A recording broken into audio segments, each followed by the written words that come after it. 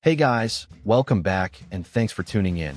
This is your number one destination for World Cup 2026 match breakdowns and highlights. So hit that subscribe button right now and let's get into it, because we have a historic night for Swiss football and a heartbreaking penalty exit for Colombia to break down from Vancouver, Canada.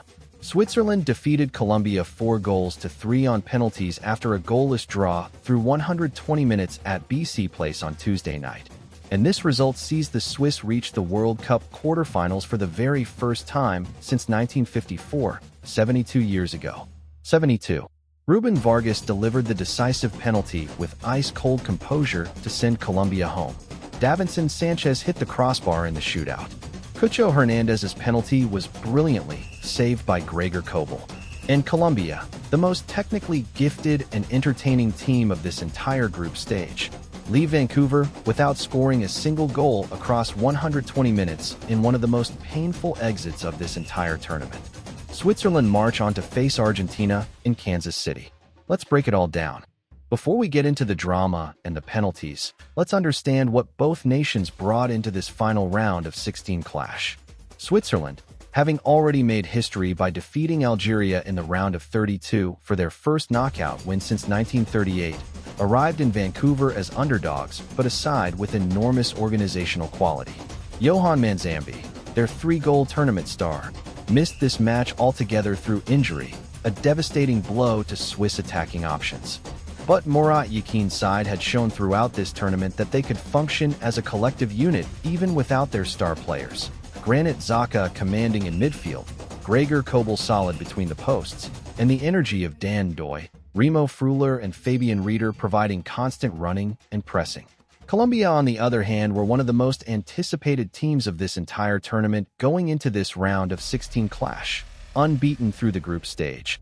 James Rodriguez orchestrating from deep with all his legendary elegance, Luis Diaz terrorizing defenses down the left wing, Jan Arias dynamic and energetic in the right half space. Colombia had created the most chances from open play, and had been statistically one of the best attacking teams at this entire tournament. But they had one glaring problem that had followed them throughout the knockout rounds: an inability to convert their dominance into goals when it mattered most. And for 120 minutes inside BC Place, that problem remained completely, agonizingly unsolved. The match itself was, in complete honesty, one of the more frustrating and goalless contests of this entire World Cup. Colombia dominated possession and chances throughout, 15 attempts on goal to Switzerland's 7, an expected goals ratio of 1.03 to 0.35 that reflected completely Colombia's superiority on the ball. James Rodriguez was elegant and creative throughout. Diaz had the best chance of the entire match in the 60th minute when he drove into the Swiss box and forced a brilliant save from Kobel at his near post. Rieder had Switzerland's best opportunity, a close-range effort brilliantly saved by Colombian goalkeeper Camilo Vargas. Johan Lacumi struck the crossbar with a header in extra time that had every Colombian supporter holding their heart. Luis Suarez drove wide when a shot was on.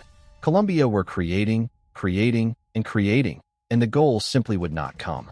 Switzerland absorbed everything, defended deep, and waited for the shootout with the patience and organization that has defined their entire World Cup campaign. And in the shootout, the cruelest, most ruthless conclusion to a football match, the story of this entire game was told in 7 kicks. Granit Xhaka, Colombia's first Colombian penalty, scored. Davinson Sanchez stepped up for Colombia's second and crashed the ball off the crossbar, the rebound bouncing down onto the goal line and staying out. A miss. Switzerland ahead. Zeki Amdouni scored for Switzerland. Jan Campos converted for Colombia. Cedric Itten scored for Switzerland, making it 3-2 to Switzerland. And then, the moment that decided everything. Cucho Hernandez stepped up for Colombia with everything on the line. And Gregor Kobel, diving brilliantly to his right, parried the ball away. Saved. Luis Diaz scored beautifully for Colombia, but it was too late. Ruben Vargas stepped up for Switzerland, needing to score to send his nation to the quarterfinals. He faked out Camilo Vargas, sent the goalkeeper the wrong way, and placed the ball into the opposite corner. Switzerland win. For 3 on penalties. BC Place erupted in Swiss celebration, while Colombian players fell to the turf in complete devastation. Full-time and penalties, Switzerland 0, Colombia 0, Switzerland win 4-3 on penalties. And what an extraordinary, historic result for Swiss football. Their first World Cup quarterfinal since 1954, 72 years of waiting ended in Vancouver with Ruben Vargas's decisive penalty and Gregor Kobel's crucial save from Hernandez. Switzerland now face Argentina and Lionel Messi in Kansas City on Saturday, July 11th, a quarterfinal that few would have predicted at the start of this tournament. For Colombia, the heartbreak is total and complete. James Rodriguez, Luis Diaz, Jan Arias, one of the most technically gifted Colombian generations in years, eliminated on penalties after dominating 120 minutes of football without scoring. It is the cruelest possible ending to what had been a genuinely brilliant and entertaining tournament run. Colombia finished this entire World Cup with 10 goals scored, but none in their final 2 knockout matches. A combination of outstanding goalkeeping from their opponents and a persistent inability to be clinical enough in the biggest moments. This team will return in 4 years with even more experience and the memory of this Vancouver heartbreak driving them forward. The 2026 World Cup quarterfinals are now set, and they are going to be absolutely electric. If you enjoyed this breakdown, smash that like button, share this video with all your football-loving friends, hit subscribe, and turn on the notification bell so you never miss our World Cup content. I will see you in the next one. Let's go.